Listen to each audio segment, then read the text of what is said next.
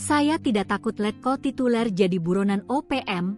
Lenis Kogoya tantang KKB cari dirinya sampai dapat. Staf khusus Menteri Pertahanan, Menhan, Bidang Kedaulatan Negara Kesatuan Republik Indonesia, NKRI, Lenis Kogoya mengungkapkan bahwa ia masuk dalam daftar pencarian orang dari kelompok kriminal bersenjata, KKB, Organisasi Papua Merdeka, OPM.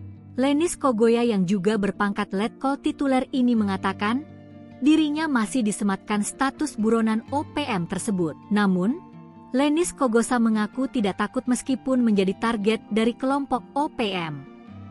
Saya tidak pernah takut, kecuali Tuhan Yesus.